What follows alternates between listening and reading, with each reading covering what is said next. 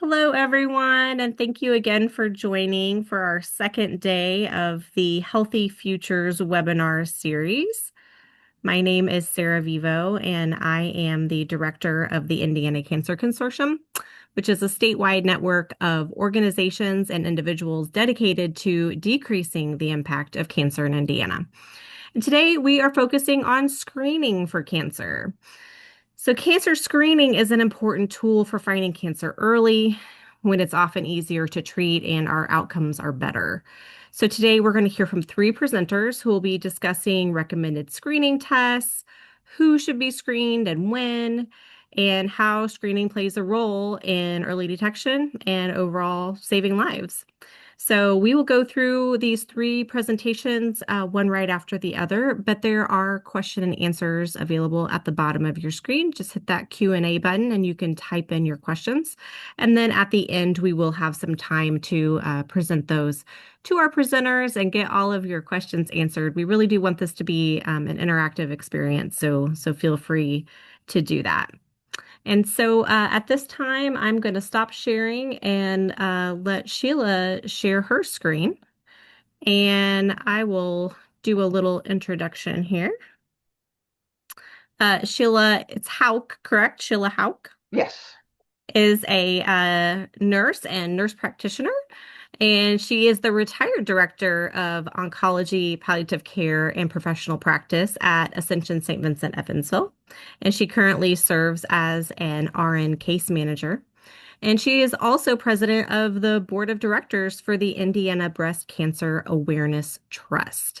So a lot of knowledge there with Sheila. And she's going to talk to us about some screenings for women, including cervical cancer and breast cancer screenings. Can So you Sheila, see my can you see my slides okay? nope, not yet. Not yet. All right. Well,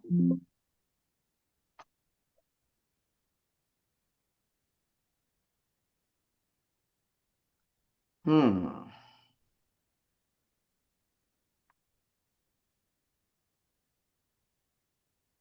Well, we had things working fine just a minute ago. I'm not sure what I did.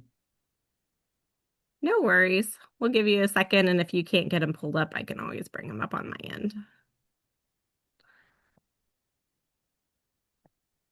I thought I sh Well, I'm having trouble figuring out All right.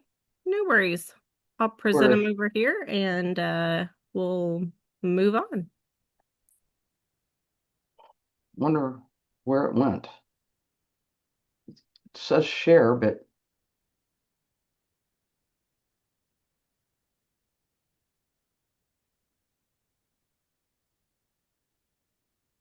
All right. We should be good to go, I think. is that are they shared now? Yes. Can you see them on your screen? Yes. Okay, Okay. perfect.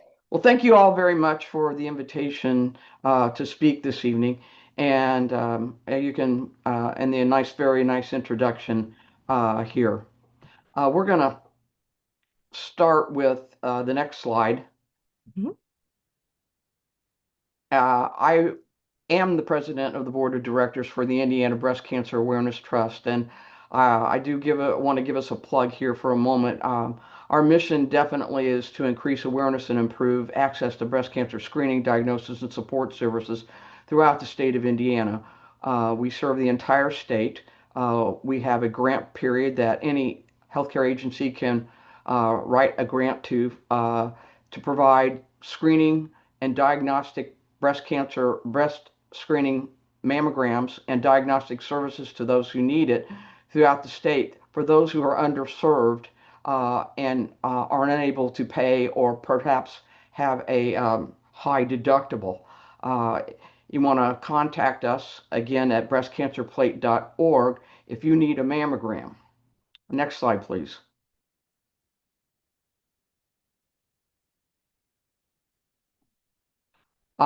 The sources of evidence that I've used tonight for a presentation predominantly come from the American Cancer Society screening guidelines of 2026.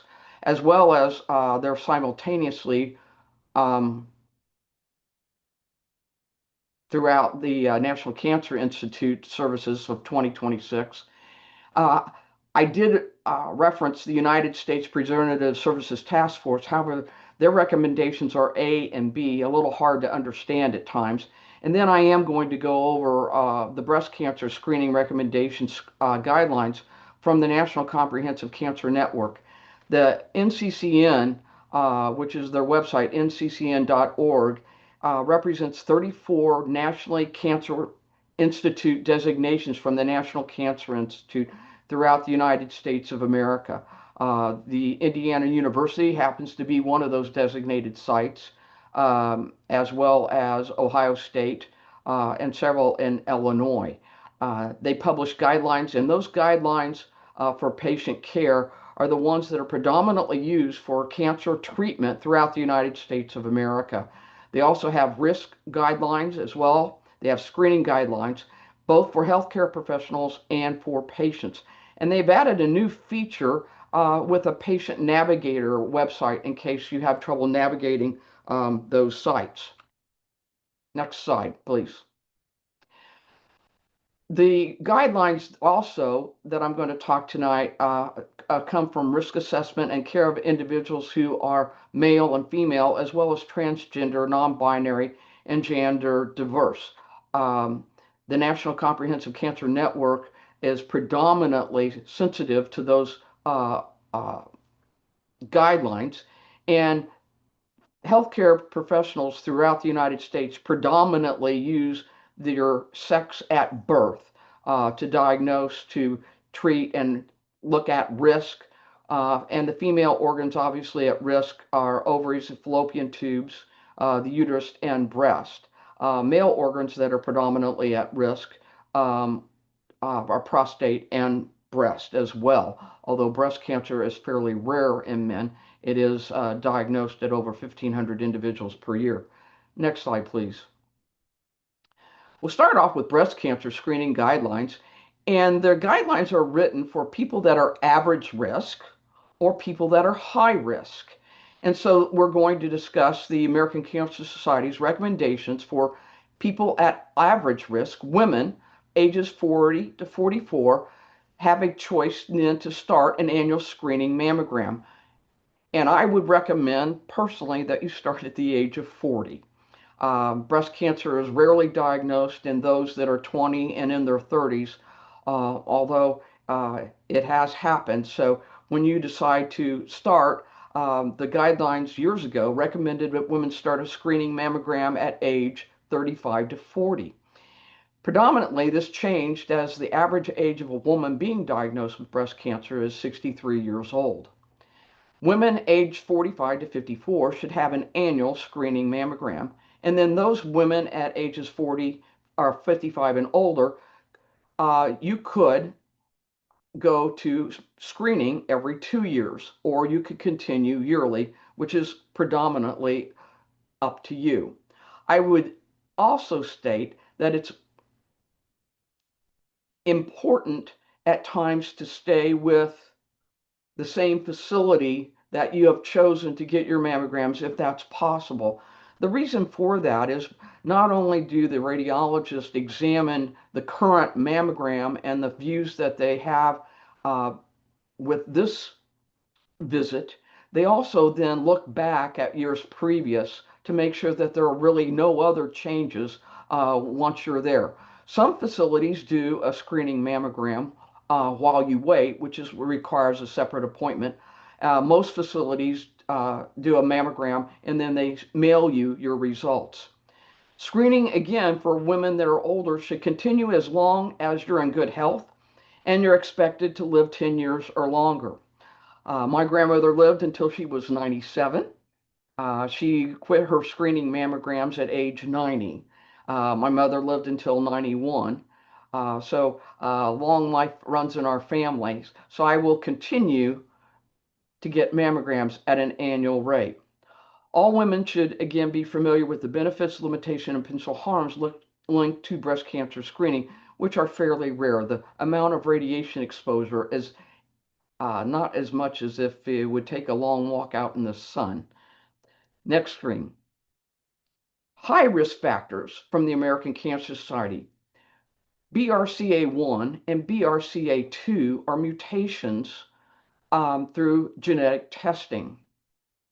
And those are separate genes that can be inherited. And those individuals that have those markers are definitely screened at a different rate.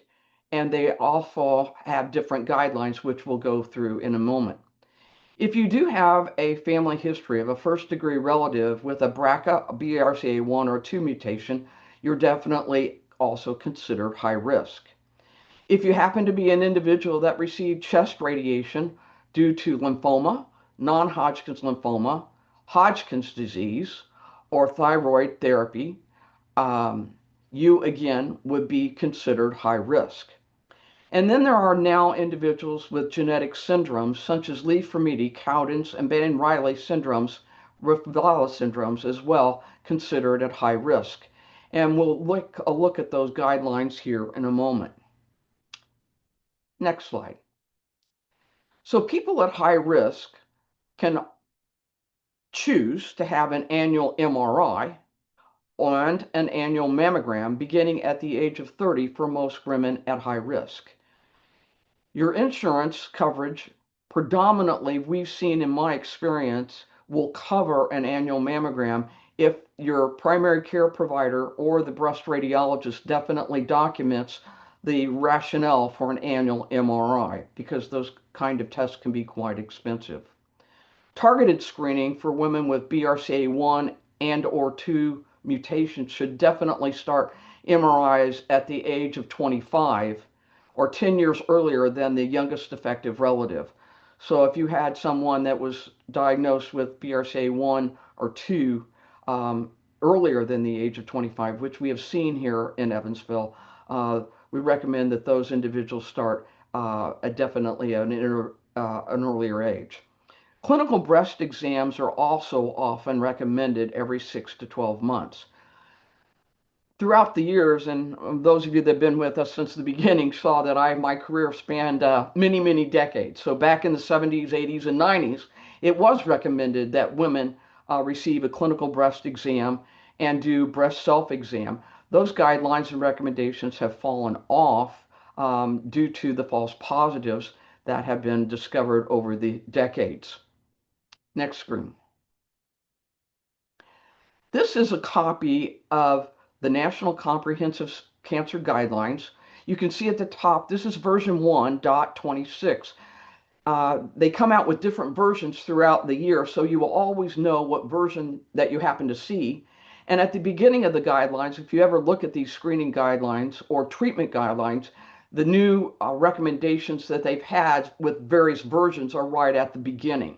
But you can see at the top of this, there's an average risk individual, and that age equal to or greater than 25, but definitely less than 40 years of all, should have a clinical encounter with a healthcare provider every 1 to 3 years and be aware of their own breast tissue, look, size, and shape.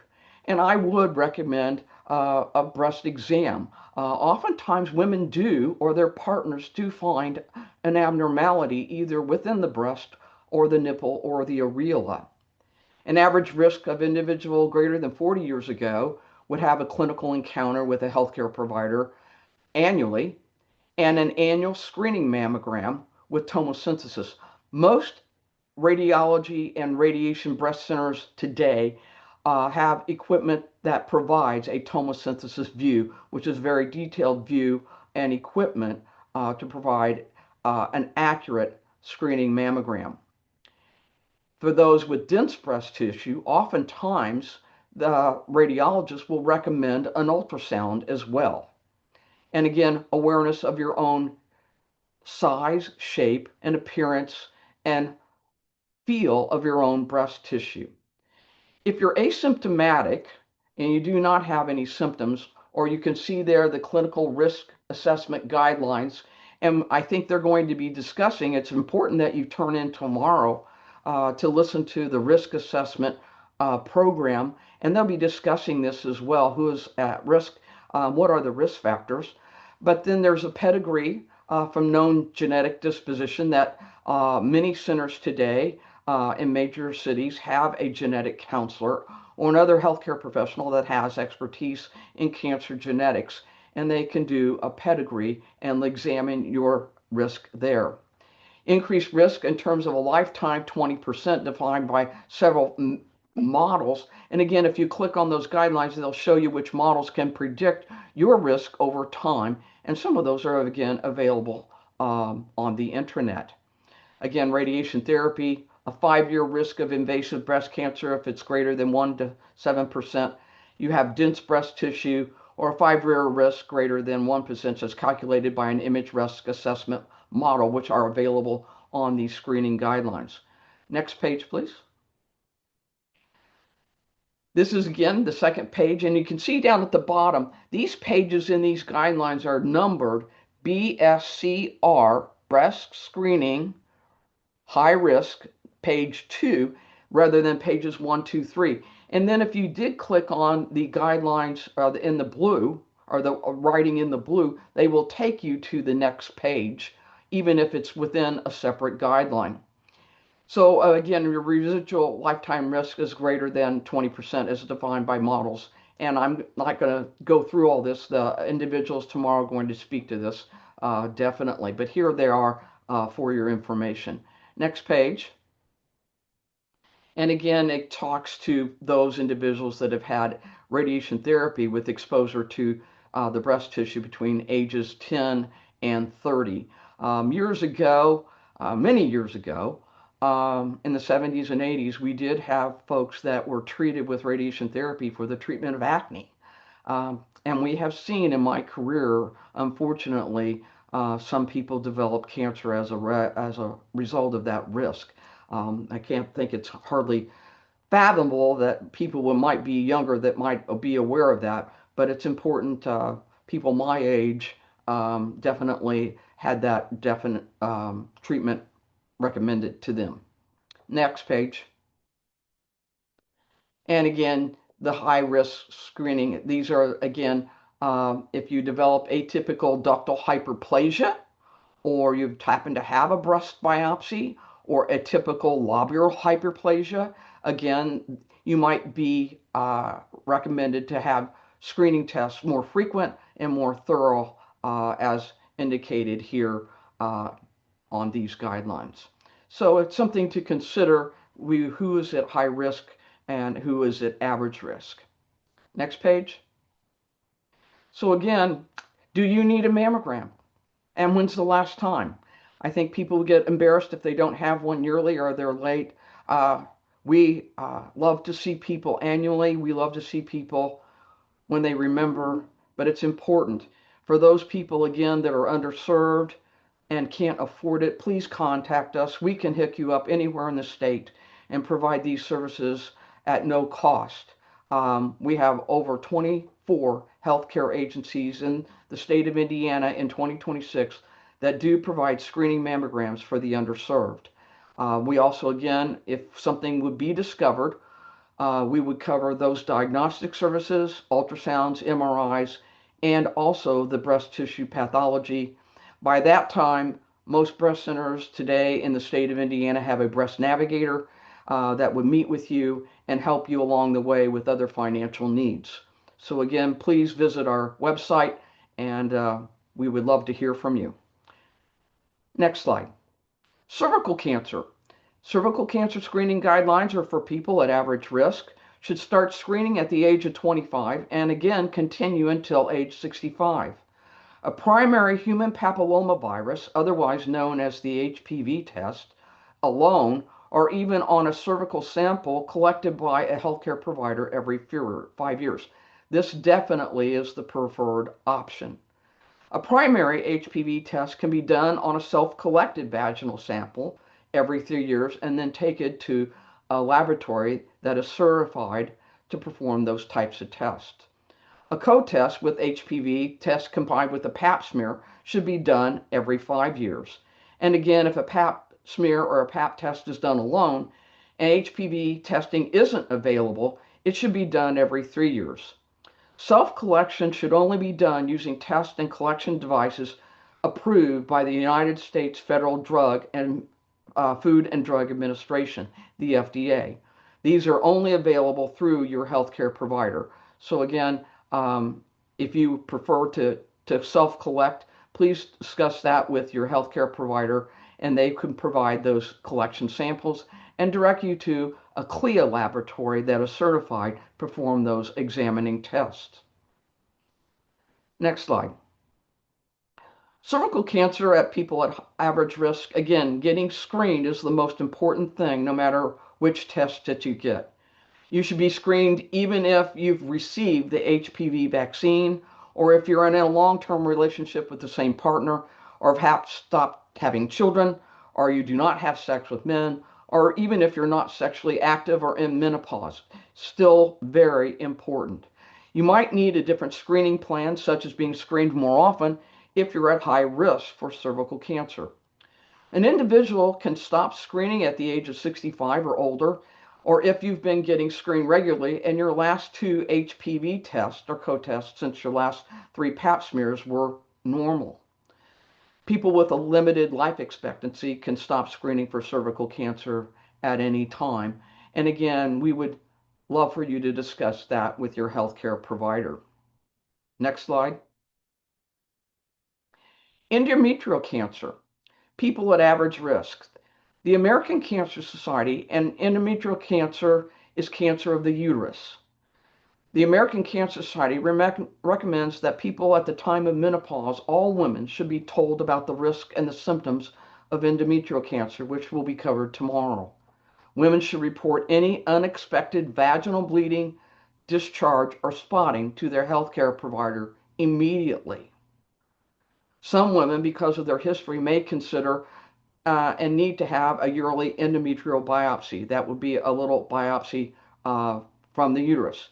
And again, most primary care providers can provide that test, or a GYN physician can also provide those, or nurse practitioner. Again, please talk with your healthcare provider about your personal history, which is the most important thing. Next slide. Endometrial cancer screening for people at high risk. Some women with an advanced age, late menopause, never giving birth, infertility, obesity, diabetes, hypertension, high blood pressure, estrogen treatment, or tamoxifen therapy have been considered at high risk. Tamoxifen therapy is given to women after the treatment of breast cancer, and tamoxifen therapy has been given to women to prevent breast cancer. So it's important that women recognize, if you've been on tamoxifen therapy, there is a slightly higher risk of uterine cancer. Also, people that are high risk are those with hereditary or non-polyposis of the colon, HMPCC or Lynch syndrome. They have had a very high risk of endometrial cancer as well. Or if several family members have had a colon or endometrial cancer, think about getting genetic counseling, please, to get your family's risk of HMPCC. If you or a close relative have had genetic testing and have found to have a mutation in one of your genes for HMPCC, you definitely, again, are at high risk for endometrial cancer as well as other types. Anyone with an HMPCC who can get an endometrial cancer can be offered yearly testing with an endometrial biopsy starting at the age of 35. So again, if you're concerned, please discuss this with your healthcare provider. Next slide. Ovarian cancer. There is no routine, highly effective treatment screening for ovarian cancer in average risk or asymptomatic with no symptoms women. Screening methods, if you were determined to be at high risk, include CH125, which is an antigen, transvaginal ultrasound, or a rectal vaginal pelvic exam. These tests, the reason they're not recommended for routine screening, often have a high false positive rate. And experts generally recommend against regular screening unless you have a high risk hereditary condition. And this is from the U.S. Preventative Services Task Force.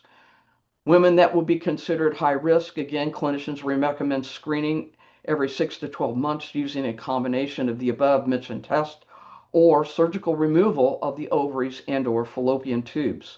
Those people that are at high risk are definitely would have a BRCA1 or 2 mutation or a family history of ovarian cancer. Next slide.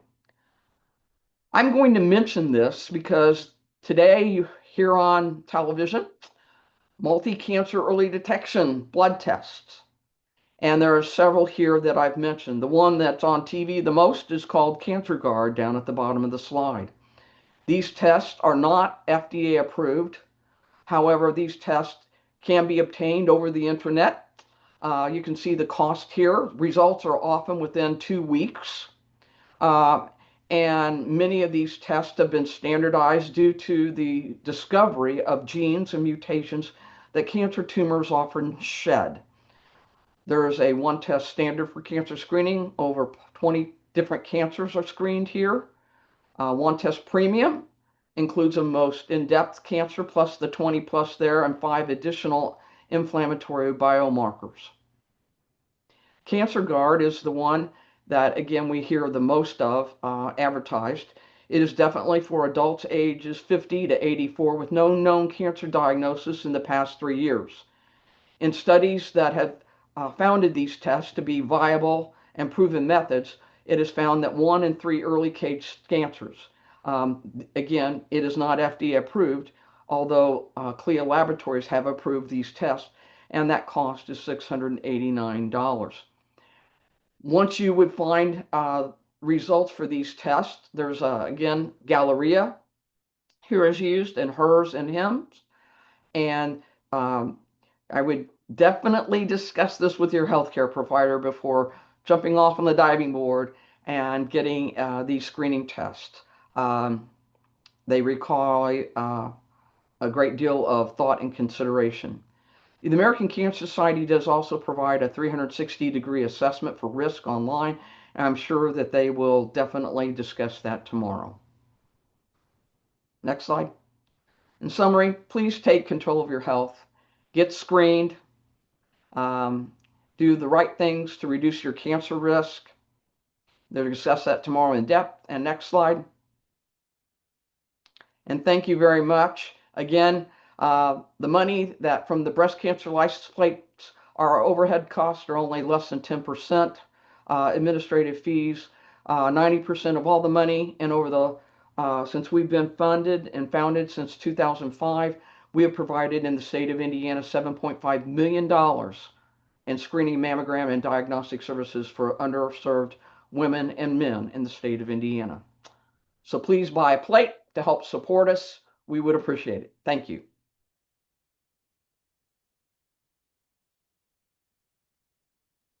All right. Thank you so much, Sheila. A lot of information there. And sometimes those screenings are really confusing.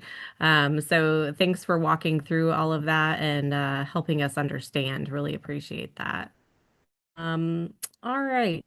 So we're gonna stop sharing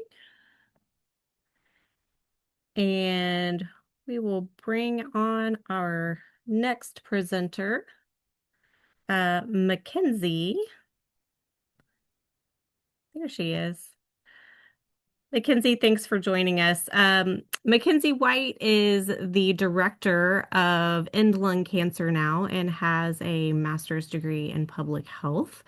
And she is going to share with us about lung cancer screening, which I'm really excited that you're here, MacKenzie, because as you know, when I started as director, I didn't even know that lung cancer screening was a thing.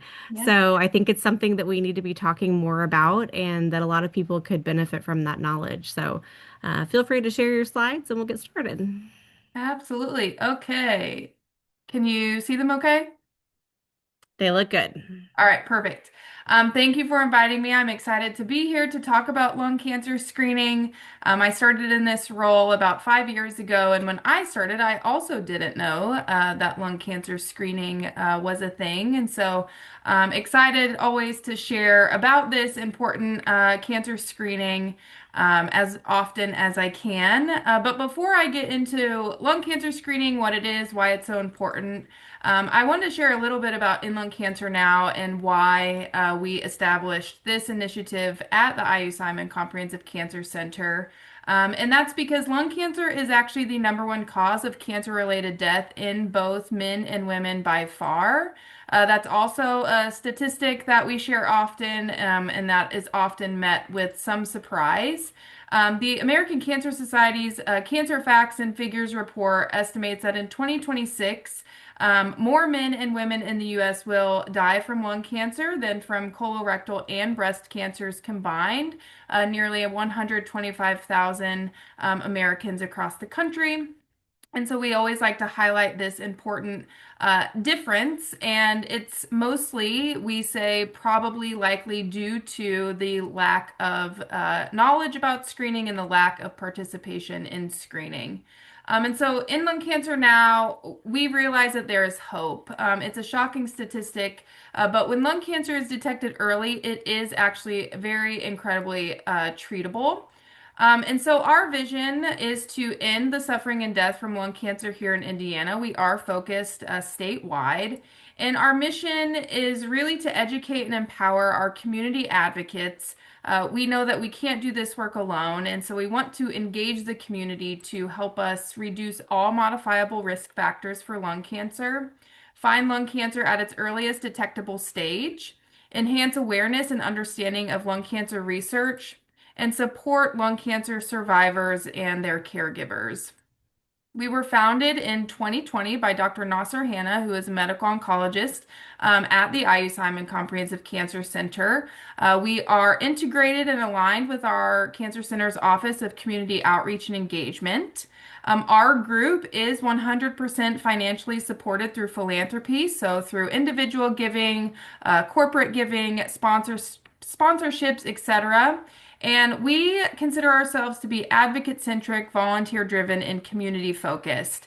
We have a small staff team that focuses on this work. And so most of what we do is driven by our volunteers, our community advocates, our partners, and just really engaging with people and meeting them where they are. So, to get into lung cancer screening and the power of lung cancer screening, I wanted to start with just a patient testimony that we connected with on our mobile program, which I will talk about a little bit later. But we try to share patient stories as often as possible to kind of highlight the importance of screening. And so Steve was screened on our mobile lung screening unit in Union County at the Union County Medical Center. When he talks about his story, he talks about, he knew he had a smoking history. He knew he might be eligible, but he was a little bit hesitant to get this screening. He had no symptoms. He was feeling fine. There was no indication that anything was wrong. But because the mobile unit came, made it very simple for him to get screened, his family encouraged him. He ended up participating, and his scan did reveal early stage lung cancer. And so now he has become an advocate in sharing his story and really suggesting to anyone who has a tobacco use history to consider getting screened. He was able to have surgery. And he is doing very well. And so, really, that story alone kind of demonstrates the power of lung cancer screening. Um, when lung cancer is found at stage one, when the tumor is less than 1 centimeter in size, it is actually just as curable as stage one breast cancer. And most lung cancer detected in lung screening is stage one. The challenge is when you don't get screened, early stage lung cancer is very much asymptomatic. And when there are symptoms, they are very general cough, pain in your chest or your lower back. And so it's very hard to identify where that is coming from. So screening really is the only way to find it early when it is highly treatable and curable. With that, though, screening rates are lagging behind, and we think it's mostly due to lack of awareness. So, Indiana's current lung cancer screening rate, based on the American Lung Association's State of Lung Cancer report, is 19.4%, meaning 19% of those who are eligible participate in a screening program. We actually are above the national average of 18% based on this data.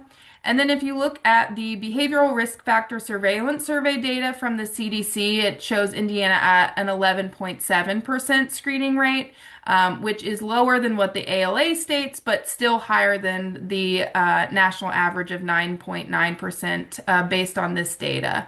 I'm showing the screening rates to this audience because I just wanted to compare it for context to screening rates for other common cancer screenings. So the 19.4% or 11.7% screening rate for lung cancer compares to the 65 to 75% screening rates for colon and breast cancers, respectively. So this shows just how much work we have to do. We want people to get all of their cancer screenings that they are eligible for, but really focused on raising the awareness about lung cancer screening. So who is eligible? It's more than just age-based for lung cancer screening. And unfortunately, currently it is really heavily based, the USPSTF criteria is based on smoking history. So individuals who are between the ages of 50 and 80, if the individual has Medicare, that's 50 to 77. And they have a 20-pack year smoking history or more, meaning they smoked on average one pack a day for 20 years or two packs a day for 10 years. And they currently smoke or have quit within the last 15 years, and are asymptomatic, showing no signs or symptoms of lung cancer. This is the eligibility criteria. I wanted to also point out that in 2018, approximately 11% of adults were eligible for lung cancer screening here in Indiana. That equates to more than 110,000 Hoosiers. Based on current screening rates, that means less than 21,000 are currently being screened. I wanted to show this statistic because 1 in 7 people who smoke or have smoked who meet that eligibility criteria will develop lung cancer during their lifetime. So 1 in 7 is a ton of people, and we are missing them with the screening rates being so low. So what is lung cancer screening? It's a low dose CT scan of the chest. This picture shows the machine that you would go through. It shows that there's no prep. So you keep your shoes on, you don't have to change your clothes. It's painless, it's quick, it takes less than 3 minutes, and no cost sharing for most insurance plans, meaning there should be no out-of-pocket costs if you meet that eligibility criteria. And so I have this video, and I just realized that I didn't share my sound when I shared my screen, but you can read on the bottom. There's no talking, it's just music, but hopefully this will show you just how easy it is. This video was taken on our mobile screening program, but even if you were to go to a facility, the scanning machine is exactly the same, and so this will show you just how quick and easy it can be.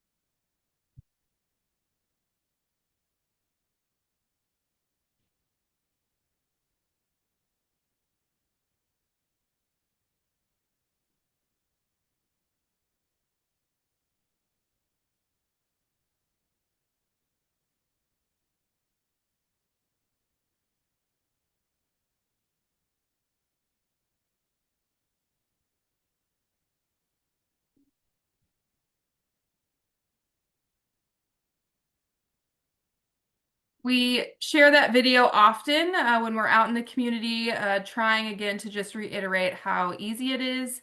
And we have it as part of a toolkit that we share with our partners so that they can help promote lung screening as well.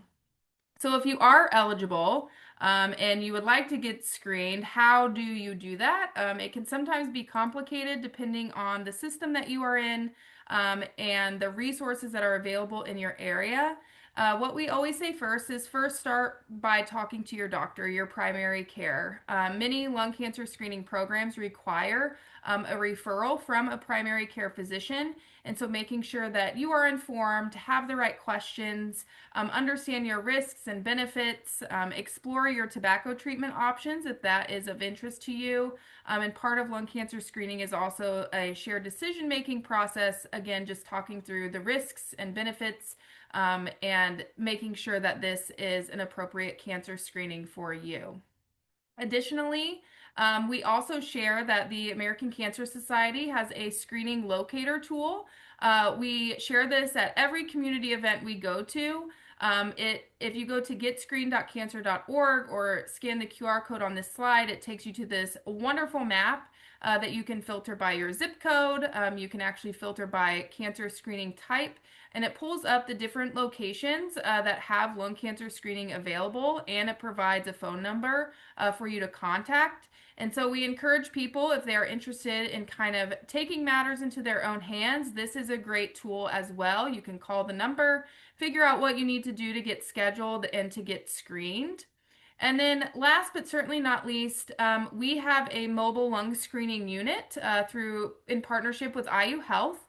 And so this provides access to Hoosiers all across the state. This mobile unit travels to all 92 counties, and we can provide screenings for eligible Hoosiers close to home. And so we have parked at fire stations, churches, food pantries, libraries, again, trying to meet people where they are and provide this quick and easy access to a lung cancer screening. What's great, I think, about this program is that patients can actually self-refer to the program, so you do not have to go through a provider to get a referral. This QR code and this web link will take you to the mobile program's schedule, and you can see upcoming screening dates and locations. So if there's a place that is near you and you would like to be screened, all you have to do is submit your contact information, answer a few questions, and then someone from our mobile lung team will reach out to you to confirm eligibility, conduct the shared decision making, and get you scheduled. I also wanted to note that it is not required that everyone on this mobile unit be a current IU Health patient. Of course, you will become one to get screened, but you do not have to currently get care at IU Health, nor would you need to get any follow-up care if that is required after your scan. You don't even have to get your follow-up care through IU Health. Our mobile lung screening team, our nurse navigator, the goal really is to connect you and guide you back to resources close to home if that is what is best for you. We are simply just trying to provide access to that screening, but can also coordinate and facilitate conversations with your current care team if that's also what is needed. And then last but certainly not least, I mentioned briefly earlier that the current screening criteria is really heavily focused on someone having a smoking history. But we say a lot in Lung Cancer Now that anyone with lungs can get lung cancer. And what we mean by that is that actually more than 20% of people diagnosed with lung cancer do not meet the current screening criteria. Actually, in some areas, that is up to or could be up to 50% of people diagnosed with lung cancer don't meet that screening criteria. So we're still missing a significant amount of people who might be at high risk who are unable to get screened. Some of these other risk factors that might make someone high risk outside of having a smoking history include secondhand smoke exposure, radon exposure. All counties in Indiana actually have moderate to high risk of high radon levels. Having a family history of lung cancer, a personal history of lung disease, and or certain high-risk occupations like welding, firefighter, veterans, and there is a longer list of occupations that might increase your risk.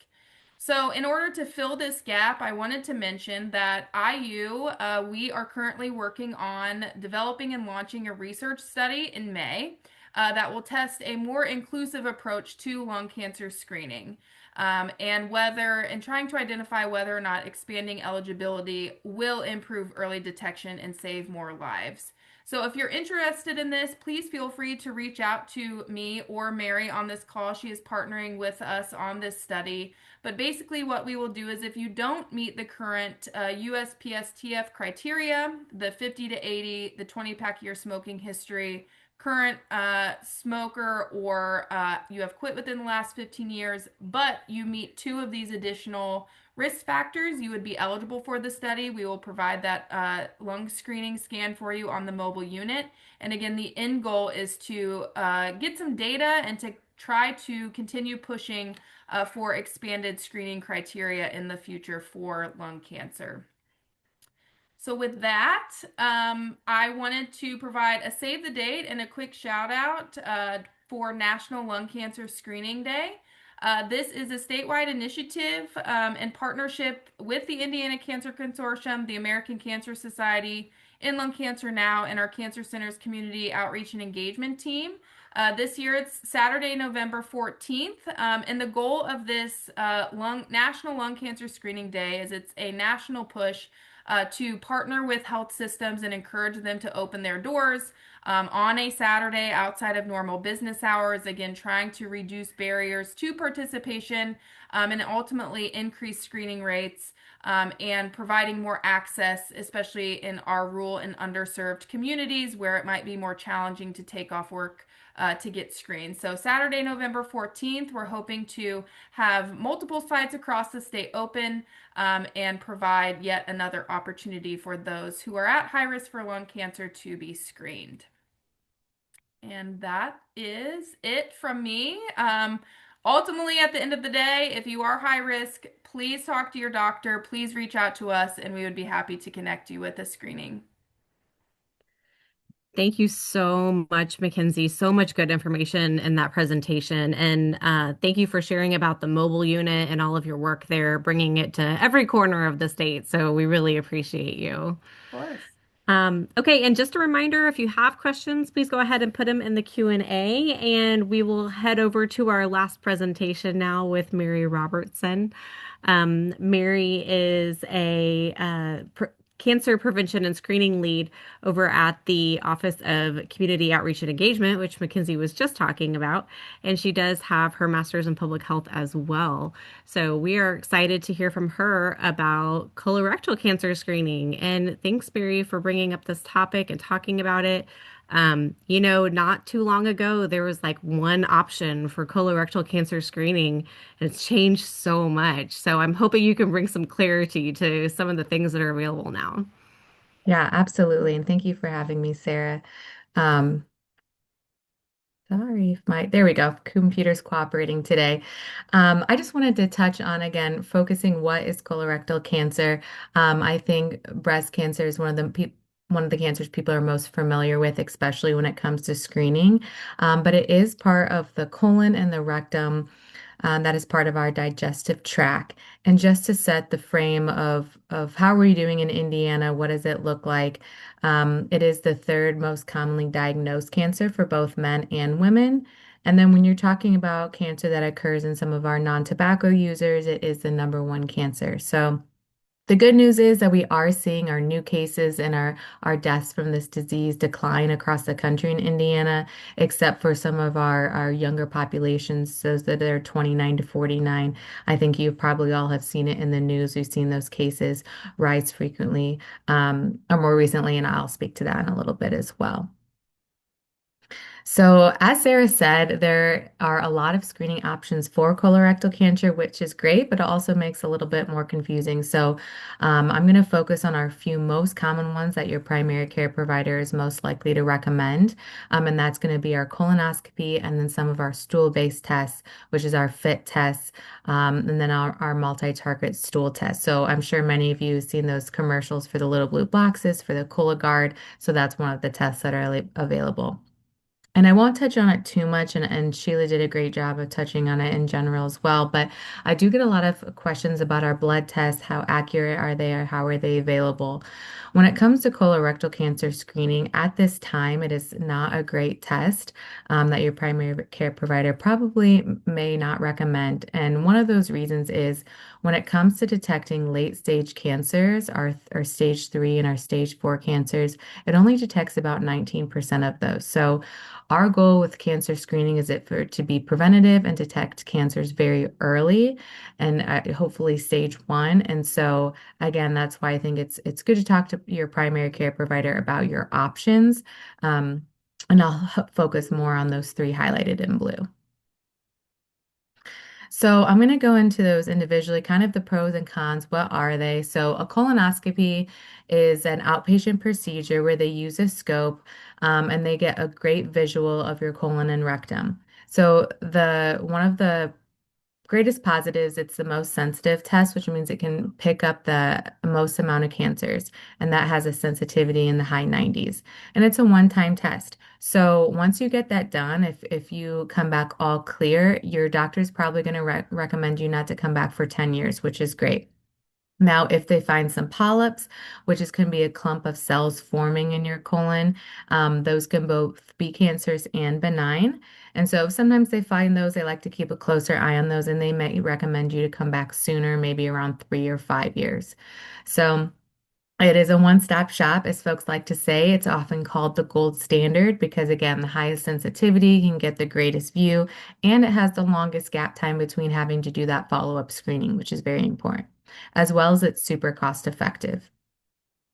The cons is it is invasive compared to some of our other stool-based tests. So you do have to have someone drive you home. You are put under some sedation. And then also the procedure really is heavily dependent on how well your prep goes. So I know that the prep really drives people away because it doesn't taste great. It's not fun to get down. I know they're trying to come out with some better ones. Um, but again, if you're not eating the proper or not eating the foods that are restrictive ahead of it, can kind of make your colon not as clear and hard to see, which makes the test less effective. So you really have to adhere to those directions from your doctor. Then I'm going to go ahead and jump to our FIT tests. I just wanted to put a picture in here. I like to call these stool tests kind of like a science experiment. You can either get them from your doctor when you have your appointments, or they can be mailed to you. And then there's directions on how to complete them and how to mail them back. You usually use gloves as well. So, talking about the FIT test specifically, again, one of the pros, it's non-invasive. You can do it at your house in the comfort of your own home. It will detect colorectal cancer and the large polyps. Again, that has a convenient factor. And you don't have to do any prep. You don't have to eat anything particular. Now, talking about the cons, not everyone is comfortable talking about stool. Not everyone wants to deal with their own stool. Um, and then also, if this test is found to be positive, you are really recommended and required to have a colonoscopy as follow-up so that they can really see inside and see what's going on and get an accurate result. I do like to say that in Indiana and then at the federal level, we have passed laws that do say that if you have a FIT test, your colonoscopy is also covered as a preventative screening. And so we have closed that gap so there's not additional cost share there. The only time there might be an additional cost share or bill is when they might remove some polyps. That part is not part of the preventative screening scope, but outside of that, um, that bill is no longer to be expected. And again, there are many different names and manufacturers for fits that your doctor may recommend. So when we're looking at our Cologuard, again, I want to put a picture in as well, those commercials that you've seen, another great example of something that you can do at home and provides great examples. So it has a lot of the same pros as the FIT test. It's non-invasive. It finds a lot of colorectal cancers. It's convenient and it can be done at home. Again, repeating myself. Um, and you only have to do it every 3 years if you're a negative test. One thing I failed to mention on the last slide is one thing that's important about the FIT test is that it is an annual test that you need to do. So you need to do it every year. The cons are similar as well to the FIT test. It is less sensitive than a colonoscopy. You have to be comfortable um, dealing with stool again, and that you might have some follow-up testing if it was returned positive. Again, there are some higher false positive rates that we've seen compared to some other tests, but these are all things that you can discuss with your doctor during that shared decision making. So this is a very full chart, but again, I just want to iterate what Sheila said, that the best test is the one that gets done. So if you're a person that is very, very uncomfortable with a colonoscopy, you don't have someone to drive you home, there's other barriers that you're facing, and you're at average risk, meaning that you don't have some of these risk factors I'll get to in a little bit. You're a generally healthy person, you don't have that family history, then the stool test might be better for you. And if you think you can do that every year or every 3 years, depending on which test you choose, then that's probably the better option. And so that's another great thing to talk to your doctor about. Which test do you think you can get done, and have adherence to and do it over and over again? So looking at risk factors, I did want to mention a few that just to be aware of. So age, obviously with most cancers, as you get older, your risk for that cancer increases. Males as well are more prone to getting this cancer. If you use tobacco, that puts you at slightly higher risk. And then our BMI as well. So we know that obesity and weight status contributes to 13 different types of cancers, colorectal cancer being one of those. Alcohol, again, also increases your risk for several types of cancer, including colorectal cancer. And some that may surprise people as well is really your diet. And so red meat specifically increases your risk, and I'll dive into that more in a minute. Your family history, so your first degree relatives, and then that sedentary lifestyle, which partially contributes to your weight status and your BMI. And then there's also a few genetic conditions like Lynch syndrome, which puts you at an increased risk and which you should get screened much sooner. I also want to add that if you do have that family history, the first degree relative, mom, dad, or sibling, that you should be getting screened 10 years older, 10 years, sorry, excuse me, younger than when they were diagnosed. For example, if they were diagnosed at age 50, then you should start getting screened at 40. The good news is that there are things we can do to help reduce our risk for cancer, specifically colorectal, and physical activity is one of those. Eating a whole foods diet that's rich in vegetables and fiber. If you've had previous negative tests, some of our aspirins or NSAIDs, and then hormone replacement therapy, specifically estrogen, as well, has shown to be a protective factor. I don't want to go too much into this. Again, I just want to highlight and bring attention to that obesity does increase risk for several types of cancer. This is a great chart from the American Cancer Society. And as you can see, the excess body weight is circled and being the fourth down for the risk factors that contribute to cancer. So dietary factors, I just wanted to dive into this a little bit because it's a really nuanced and less well-known factor contributing to colorectal cancer. So when we're talking about our food groups, I know it's a lot in the news. This is bad for you, that's bad for you. But we have a lot of strong evidence actually that processed meat is a carcinogen and does increase your risk for colorectal cancer. So unfortunately, I know this cookouts are fun, our hot dogs, our bacon, our brats, and so on. However, we really want to limit those as much as possible.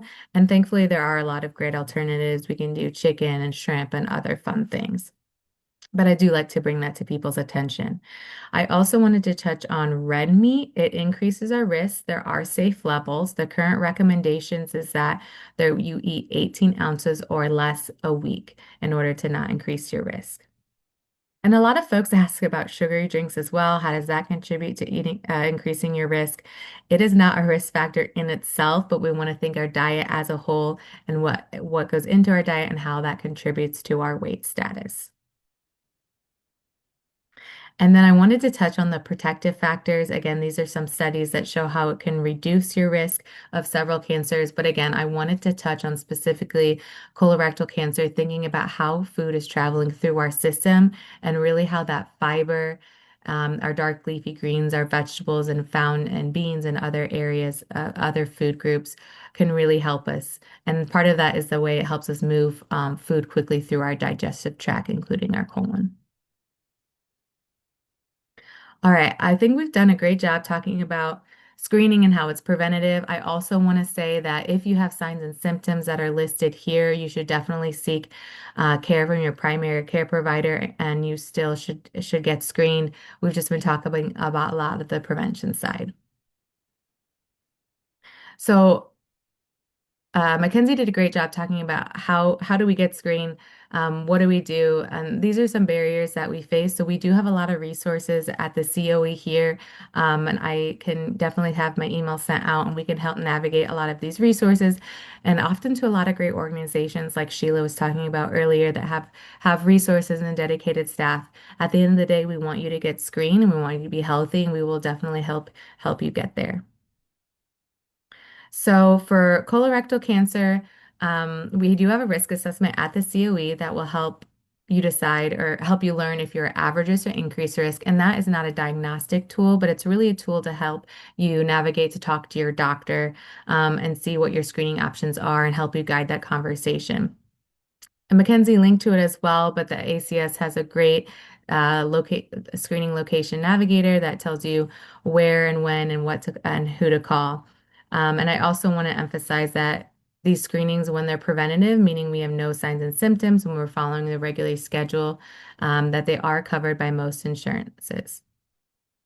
And I realized I didn't put it in here to write at the end, so I guess I'm saving the best for last. But for colorectal cancer screening, you should be getting screened at age 45. Again, unless you have some of the other risk factors I talked about. So our family history, our genetic conditions, you should definitely be getting screened earlier. But if you don't have any of those, you're generally considered average risk, and 45 is the age. It used to be 50 a few years ago, so a lot of people think it's still 50. So we're really trying to change that messaging.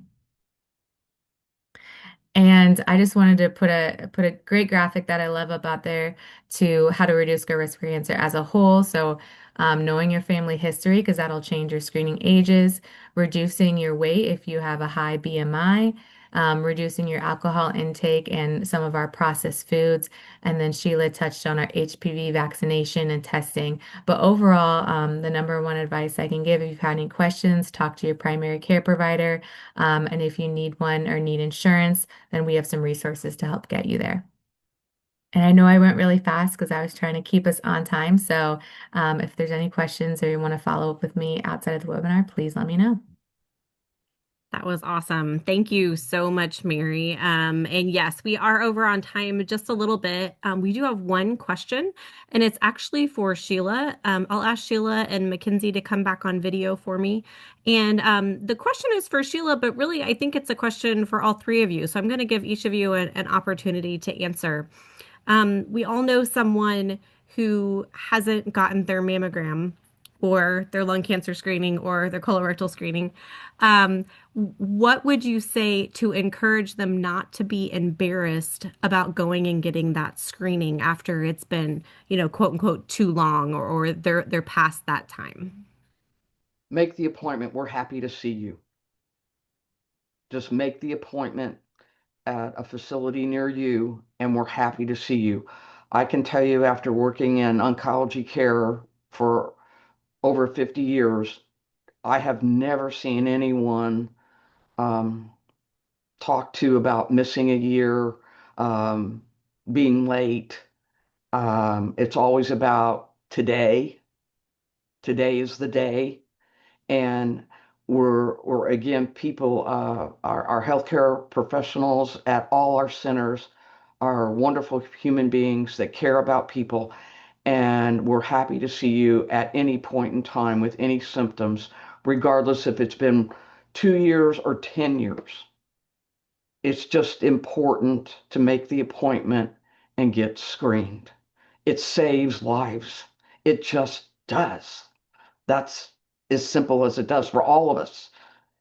Making the appointment and getting screened is the key to early detection. And it is simple as that, regardless of how long it's been. Thank you. I'm actually going to jump to Mary, because I feel like we also go on this age and schedule of when you're supposed to get colorectal cancer screening. So Mary, same question. What would you say to people who maybe have heard about the prep of a colonoscopy and they've just been putting it off? What might you tell them? I think the number one thing besides what Sheila said is that you have options. And so it's best that you can explore those options with your doctor. And again, they're going to be happy to see you. They want to have healthy patients. It makes their job easier, right? And so I think everyone in the preventative space and just the medicine space in general wants to see you happy and healthy. And I think the American Cancer Society has a great slogan of, you have more memories to make. And so we really don't want cancer to get away in that get in the way of that. And so just knowing you have options and don't be embarrassed to ask the questions. It's your right to know your health and have choices. So that would be the advice I would give. Wonderful, thanks. And MacKenzie, same question, but I think for you it might be just a little bit different because people might know that they smoked for a long time, or they might know that they have those risk factors, and they're really avoiding the screening because maybe it's a little. So, what do you say in those situations?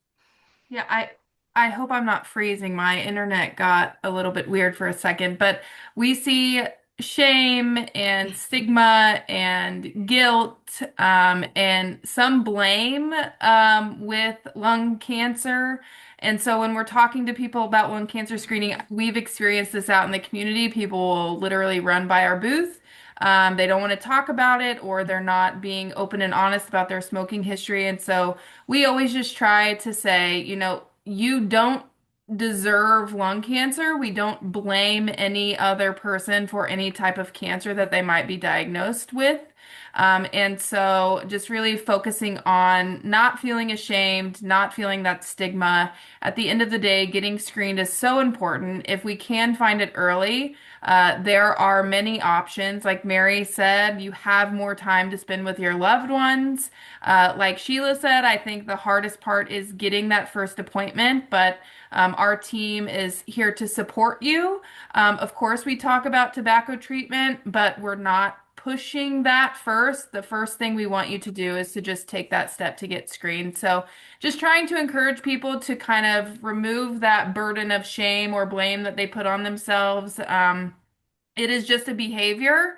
It's not who you are. And if you do have that behavior or do participate, again, you still don't deserve lung cancer. And screening is here to help you find it early and so that we can take care of you the best that we can. Yeah, thank you. Such an important message. Really appreciate that. I Thank have, you. Thank you. Oh, go ahead, Sheila. I have a question for MacKenzie. Is Medicaid covered with lung cancer screening? Yes, yeah, and it's the 50 to 80, which is why it wasn't next to that Medicare. But Okay. Medicaid should cover it as a preventative Starting at service. 50? Yep, starting at Okay. 50. Okay. Yeah, thanks so much. Thank you to our three presenters. This has been very informative. Really appreciate the three of you being here. And just as a reminder, this will be up on YouTube. We'll have the links up so that if you found this information useful, hopefully you can pass it along to someone else in your life. And then just a reminder to join us at the same time tomorrow for our final session, where we're going to be talking about assessing your risk. We'll have a genetic counselor talking about genetic testing, as well as our friends from the American Cancer Society talking about many of the great things that were highlighted here, finding screening, finding treatment, and assessment. So please come back and join us tomorrow and have a wonderful evening, everyone. Thank you so much. Thank you all.